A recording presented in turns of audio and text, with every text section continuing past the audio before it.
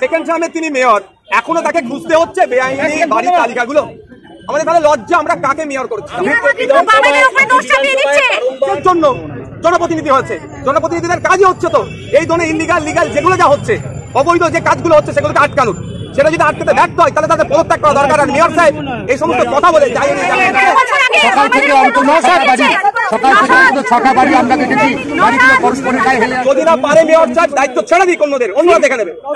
যদি কোনো জায়গায় জলাশয় ভরাট হয় সেক্ষেত্রে স্থানীয় থানা দায় থাকবে, সেক্ষেত্রে গাড়ির থানার কি কোনো দায় নেই? তাদের বিরুদ্ধে কি কোনো ব্যবস্থা নেওয়া হবে না? সব জায়গায় পুলিশকে ঠেলে দিয়ে, পুলিশের ঘাড়ে দোষ চাপিয়ে দিয়ে কেএমসির যিনি মেয়র আছেন, লোকাল কাউন্সিলর যদি বেঁচে যেতে চাই সেটাও আমরা মানবো না। কারণ পুলিশের সেই অর্থে রাইট থাকে না তোমার বাড়িটা লিগাল কি লিগাল জানার। যখন কোনো অবজেকশন আসবে পুলিশের কাছে তখন যাবে পুলিশে। এবার অবজেকশন দেওয়ার পরে পুলিশের পক্ষ থেকে যদি না হয় তাহলে তারও জিতকান চালাচ্ছি, তাকেও আগামী দিনে জবাব দিতে হয় পুলিশের জিত।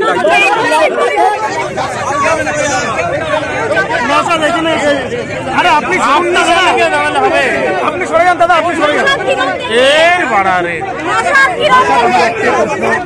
কালকে মেয়র বলেছেন আমাদের, কালকে মেয়র জি24 ঘন্টাকে বলেছেন আপনাকে যদি আমি রাস্তা দিয়ে হাঁটাই তাহলে কি হচ্ছে পারবেন কোন বিল্ডিং ইললিগাল আর কোনটা লিগাল আপনি পারবেন না, তাই কাউন্সিলর পারেনি। দেখুন, জনপ্রতিনিধি এই জন্য নির্বাচিত করা হয় তার নির্বাচিত এলাকায় মানুষের অভাব অভিযোগ সুযোগ সুবিধা বৈধ অবৈধ কি কাজ হচ্ছে সেটা দেখার জন্য।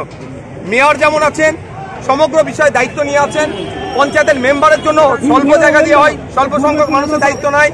পৌরসভার আপনার মেম্বারদের যারা আছেন, যারা ওয়ার্ডে দাঁড়ান, তা কাউন্সিলরদের জন্য অল্প মানুষের দায়িত্ব নেওয়া হয় যাতে ওই এলাকার মানুষের অভাব অভিযোগ বৈধ অবৈধ কি আছে সেগুলো দেখার জন্য। যদি ব্যর্থ হয় তাহলে কিসের জন্য জনপ্রতিনিধি হয়েছে?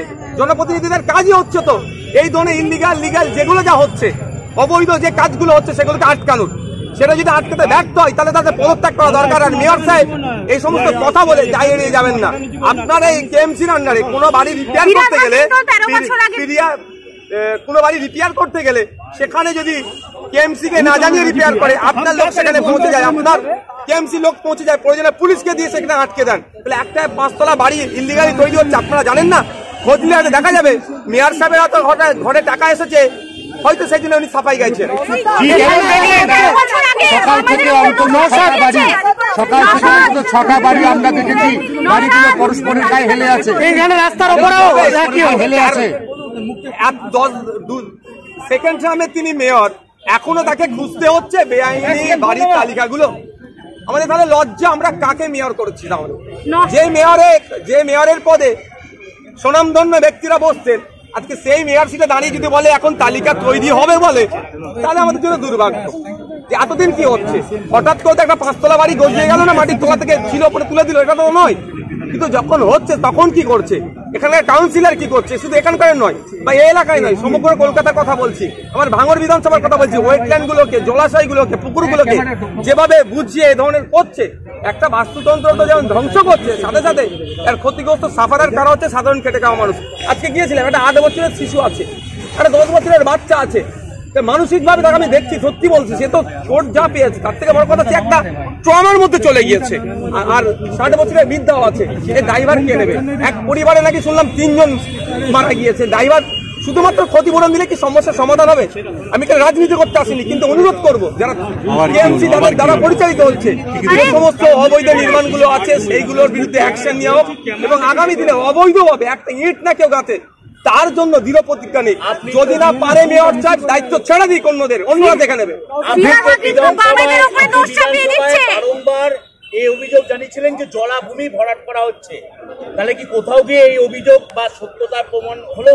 আমি ভুল তথ্য দিলে আমাকে ছাড়ে দেবেন, আপনারা ভালো করেই জানেন। আমি যে কটা তথ্য বিধানসভায় দিয়েছি, শুধুমাত্র বিধানসভা নয়, কনসার্ন ডিপার্টমেন্টের মিনিস্টারকে বলেছি। কি করছো তুমি? সাথে সাথে কলকাতা পুলিশের সিপিকে আমি নিজে চিঠি লিখে জানিয়েছি, লোকাল থানায় জানিয়েছি, বিধানসভায় মেনশন করেছি, বিধানসভায় কোশ্চেন অ্যান্সার পর্বে করে উল্লেখ করেছি। কিন্তু দুঃখের বিষয়, আমরা বিরোধী, শুধু আমাদের শোনাই হচ্ছে। আমাদের কথা যদি আজকে তারা শুনতো, বাস্তবে যদি পরিণত করার চেষ্টা করতো, তাহলে এই দিন দেখতে হতো না। যদি কোনো জায়গায় জলাশয় ভরাট হয় সেক্ষেত্রে স্থানীয় থানা দায় থাকবে, সেক্ষেত্রে গাড়ির থানার কি কোনো দায় নেই? তাদের বিরুদ্ধে কি কোনো ব্যবস্থা নেওয়া হবে না? এখানে কাউন্সিলর কিছু জানে না, মেয়র কিছু জানে না।